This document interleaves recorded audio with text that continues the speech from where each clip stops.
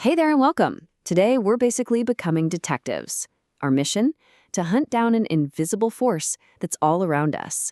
A force so powerful it can flatten a metal can without even laying a finger on it. So let's start looking for some clues. All right, check this out. 1 second, it's a perfectly normal soda can. The next, it's completely imploded. No hands, no hammers, nothing. So the big question is, what did it? What invisible giant squeezed this can into a piece of scrap metal? That's the exact puzzle we're gonna solve together today. Okay, so to find our culprit, we have to look for something that is literally everywhere, but something we almost never notice.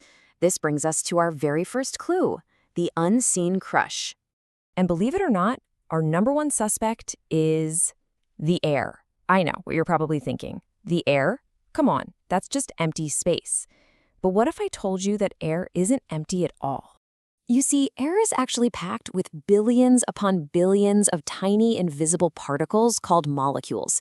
And these little guys are not just sitting still. Oh no, they are in constant, chaotic motion, zooming around, bouncing off each other, and colliding with every single thing they touch. That includes you, me, and yeah, that soda can.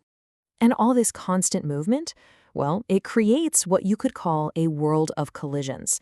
Every single one of those microscopic bounces is a crucial piece of evidence in our investigation. Each one is like a tiny, tiny push. Now, in science, when you add up all those little pushes, they have a name: pressure. It's the total force that all those particles exert over a specific area. Think of it like this. One single raindrop hitting your arm doesn't feel like much, right? But what about billions of raindrops in a heavy storm? Well, that adds up to a pretty powerful force. Now, scientists have a simple formula for this, and you'll probably see it in your textbook. They say pressure equals the force divided by the area it's pushing on. But the key idea, the part you really need to remember, is simple. All of those individual tiny particle pushes add up to create one big constant push on any surface. Now, here's a huge misconception a lot of people have. They think that because air has weight, its pressure must only push downwards, because of gravity. But let me tell you, that is completely wrong. And this simple experiment shows you exactly why. Take a look at the water in this bottle. It's not just pushing down on the bottom, is it? It's pushing out of those holes in every single direction. Well, air particles do the exact same thing because they're zooming around randomly. They push up, down, sideways, all at the same time. So we've seen how air works on this tiny, microscopic scale. Now, let's zoom way, way out and figure out what this means for us living here on Earth at the bottom of what you could call an air ocean. This is honestly one of my favorite ways to think about it. We don't really live on the Earth so much as we live at the very bottom of a deep, invisible ocean of air. And that ocean has a name: the atmosphere. All of that air piled up above us, that entire ocean, it has weight. And the countless particles in that ocean are all moving and colliding, creating what we call atmospheric pressure. It's just like water pressure gets stronger the deeper you go in the ocean. The atmospheric pressure is strongest right here at the bottom, where we all live. Okay, I think we've gathered all our clues. We know air is made of moving particles. We know these particles create pressure in all directions. And we know we're living under a giant ocean of that air. It's time. Let's head back to the scene of the crime and finally solve the mystery of the crush can. So here's the play-by-play of how it works. First, a tiny bit of water gets boiled inside the open can. That water turns into hot steam, which expands like crazy, and shoves most of the air that was originally inside right out. Next, the can is sealed up tight, trapping that hot steam. And finally, the can is cooled down. That steam inside rapidly condenses back into just a few drops of water, leaving almost nothing inside, creating a partial vacuum. And this, right here, this sets up the ultimate showdown, the pressure battle. Inside the can, there are now almost no particles, which means there's virtually no pressure pushing outwards. It's a very, very low pressure zone.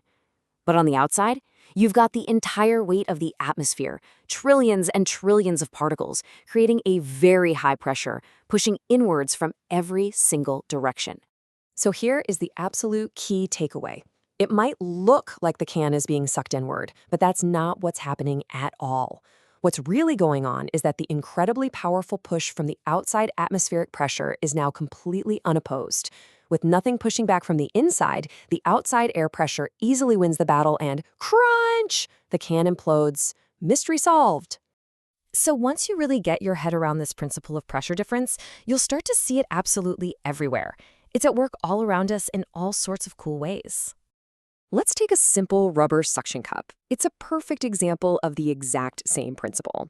When you press it flat against a smooth surface, you are physically forcing all the air particles out from underneath it. This creates that same low-pressure zone we just saw inside the can. And just like with our can, the high atmospheric pressure outside is now way, way stronger than the low pressure underneath the cup. So that outside pressure pushes down on the sucker, pinning it firmly to the wall. It's not being pulled, it's being pushed. This also explains why a suction cup only works on a really smooth surface like glass. That smooth surface lets it create a perfect, airtight seal, which keeps that pressure difference in place. But if you try it on a rough surface, air particles can leak back in under the edges. The pressure inside and outside quickly equalizes and, poof, the push from the atmosphere is balanced out and it just falls right off.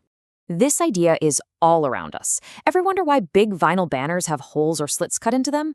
It's to let the air pass through. That equalizes the pressure on both sides so the wind doesn't just tear it to shreds. Or that jam jar that's impossible to open, it was sealed when it was hot, so as it cooled, the pressure inside dropped. Now you're literally fighting atmospheric pressure to get the lid off.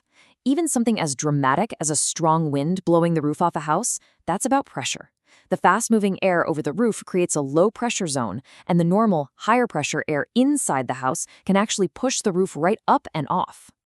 So, what's the big takeaway from all this? It's that this invisible force, this ocean of air we all live in, creates powerful pressure differences that shape our world in very real, very visible ways, every single day. The unseen crush is always at work. So now you understand the secret behind a crushed can and a suction cup. Pretty powerful stuff, but it's on a pretty small scale. That leaves us with an even bigger question, though. If a simple pressure difference can do all of this, what kind of invisible forces, also related to air and pressure, are powerful enough to lift a 400-ton airplane into the sky? Something to think about, isn't it?